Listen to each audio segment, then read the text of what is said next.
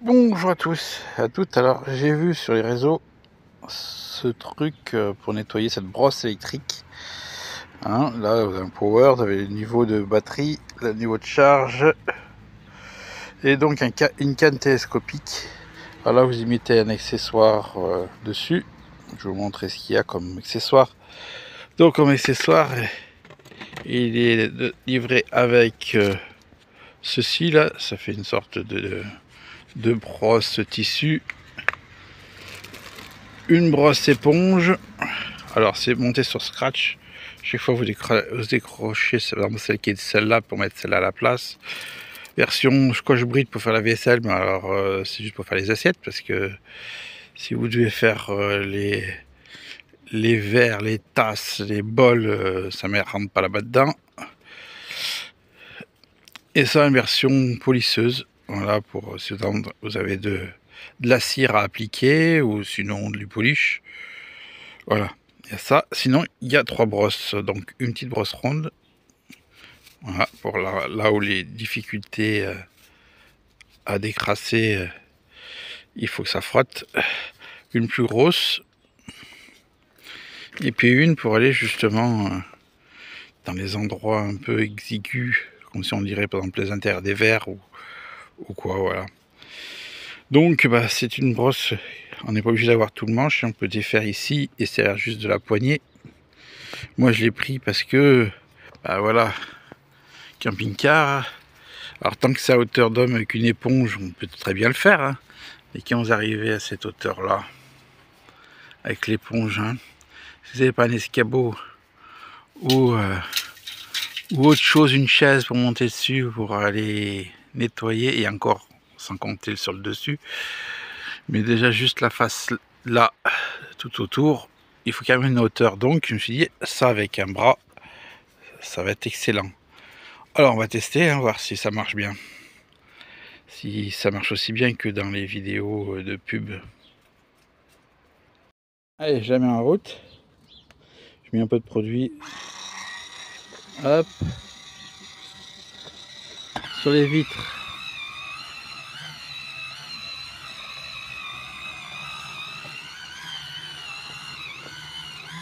Alors, si on applique juste comme je suis en train de l'appliquer, ça va. Hein. Je vais voir jusqu'à où ça marche plus. Pour l'instant, ça va. La pression est bonne. Là, j'appuie. On vient, ça t'est bien incrusté. On sent qu'elle force, hein, j'appuie, elle fait pas semblant. Hein.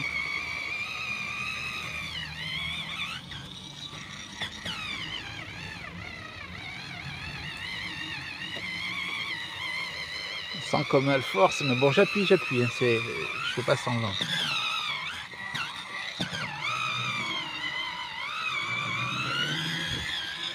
Bon, ça a l'air de marcher.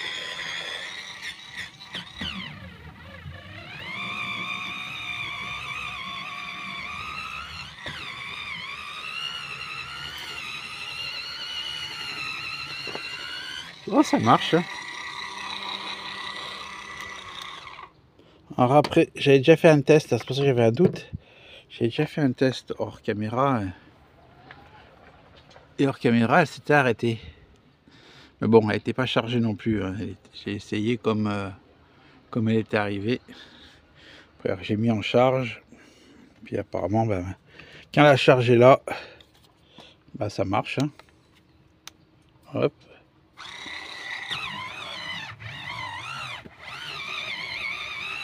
Ah ouais.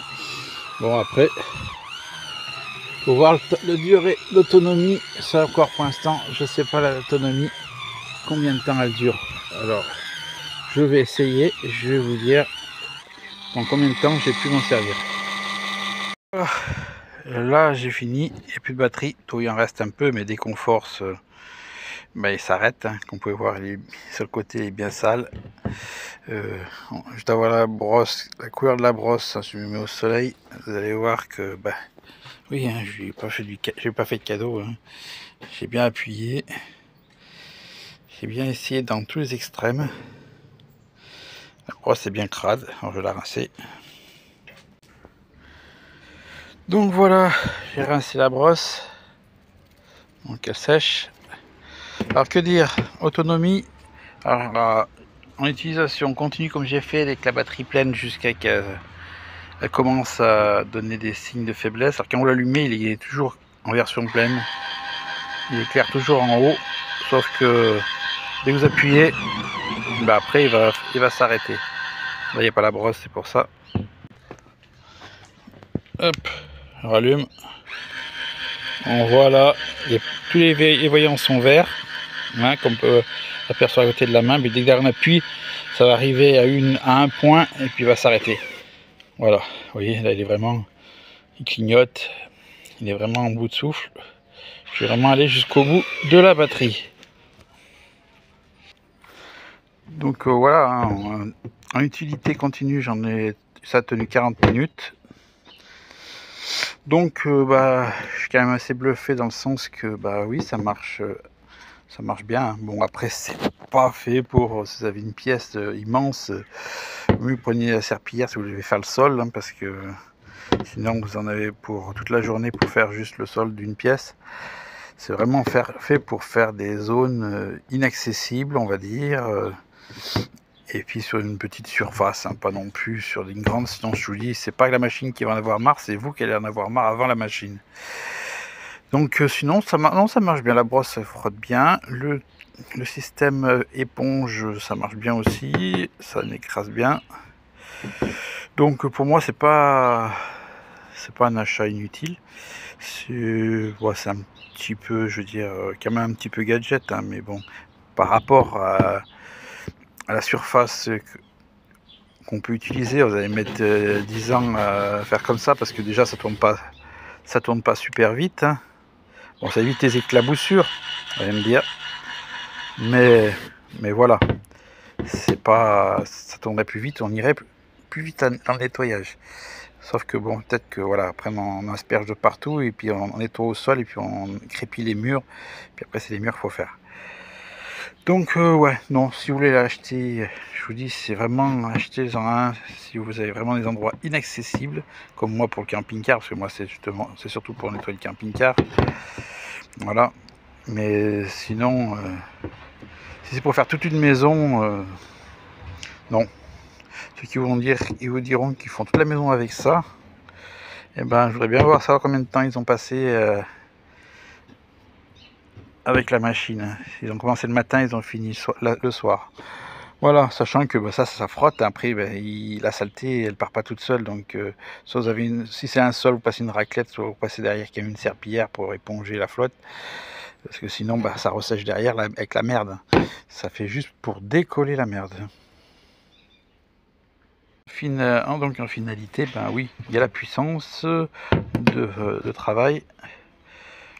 Il y a aussi l'autonomie, hein, 40 minutes sans s'arrêter, c'est pas mal, quand même pour un petit moteur comme ça. Alors donc vous pouvez donc bien sûr plonger l'appareil dans l'eau, mais juste au niveau de la brosse, hein. Ne dépassez pas ici. De toute façon, il y a les étiquettes qui vous le disent, hein. Donc ça, vous le passez brièvement à l'eau, sous l'eau, à l'envers. Pourquoi à l'envers? Parce qu'ici vous avez la prise de charge, même si elle a un caoutchouc pour éviter que l'eau rentre dedans, qui a limité les dégâts, donc il vous préconise de la nettoyer comme ça, la rincer comme ça, et après vous l'essuyez.